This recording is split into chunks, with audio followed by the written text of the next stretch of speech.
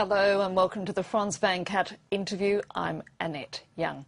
Is what some would call a tripwire issue the very touchy subject of Muslim immigration to Europe.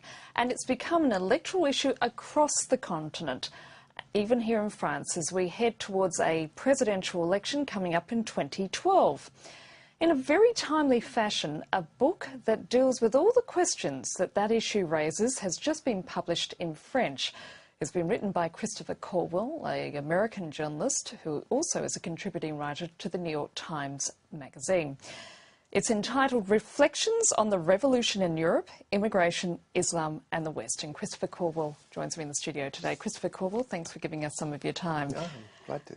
Let me start by asking you, this book of yours, which it was written at a time when there are many right-wing politicians in power across Europe. Did you have any qualms about writing it? Did you worry about sort of people using what your arguments as a reason to fuel or incite hatred or racism? No, and in fact, you know, there are already books of that sort. I found when I first started writing about this issue in the late 1990s, I wrote about it as a sort of an American-type immigration story. I was just looking at how well these processes were working, you know, following articles I'd done on immigration issues in the U.S.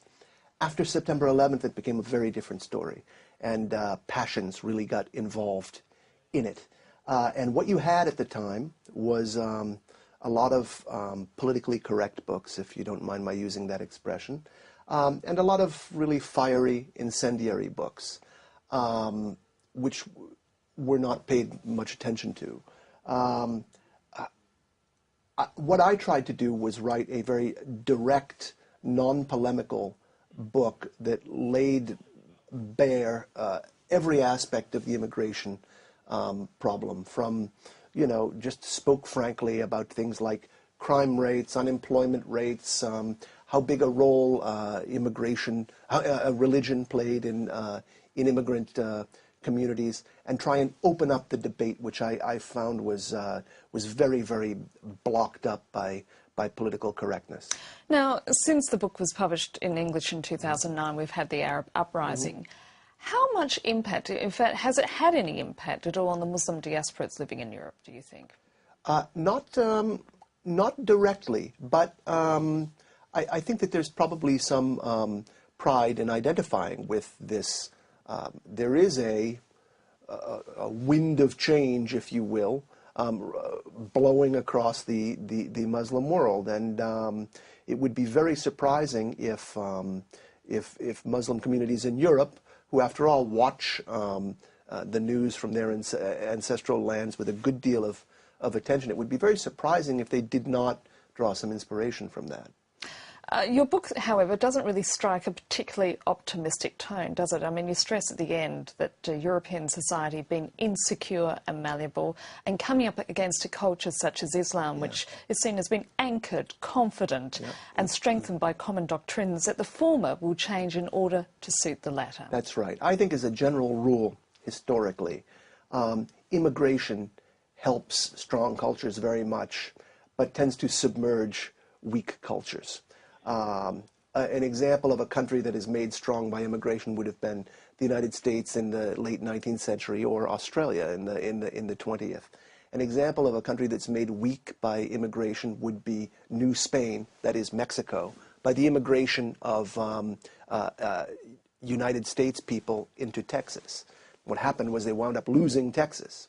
So this varies.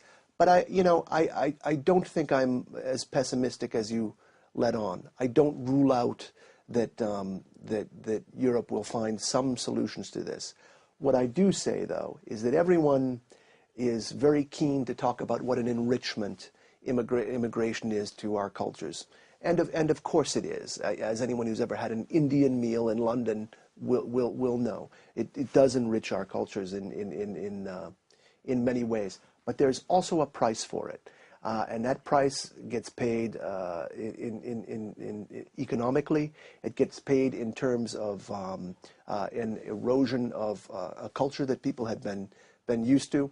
And it gets paid in the form of rights, because you have to give up doing certain things you used to do to accommodate a different culture. So, and now Europe is beginning to pay the price. And as Europeans begin to pay the price, a lot of European people begin to say that they were not consulted about immigration. Do you think you see your book as a wake-up call for the European intellectual elite? Wow, that would be, I hope it is that, among other things, you know.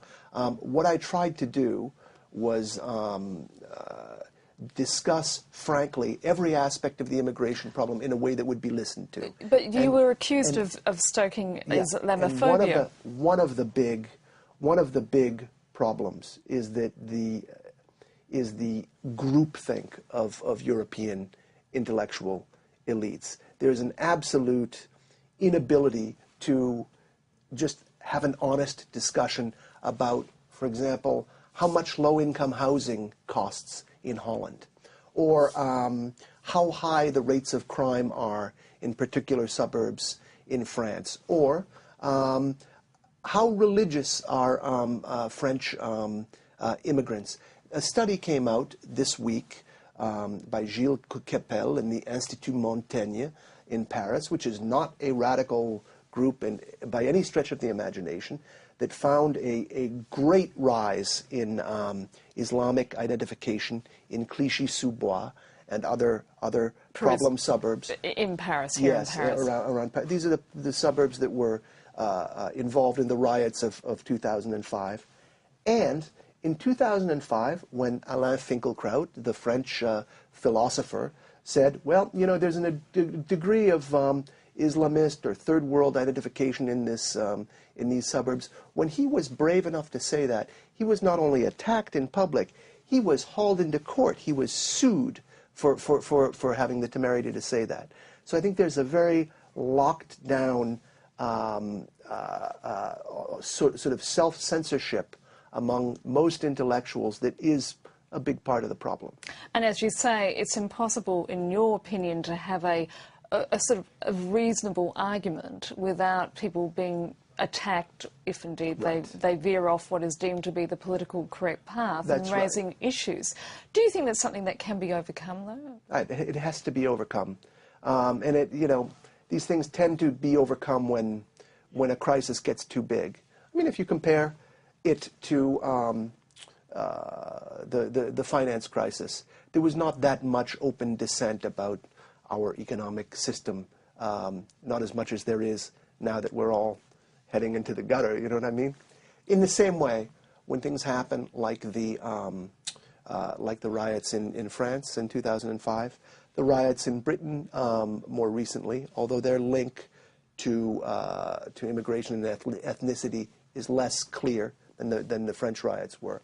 When things like that happen, people either have to talk about them, or they'll just be, without talking about these things, you can't solve these problems.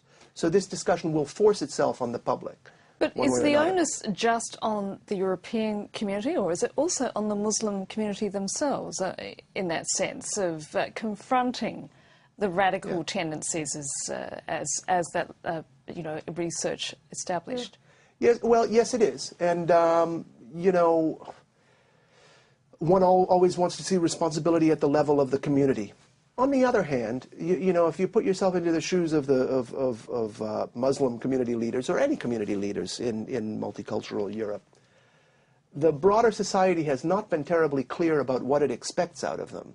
And so it's hard for them to know exactly what being a good citizen would mean. And so maybe the national cultures or the national governments need to be more clear about what they expect.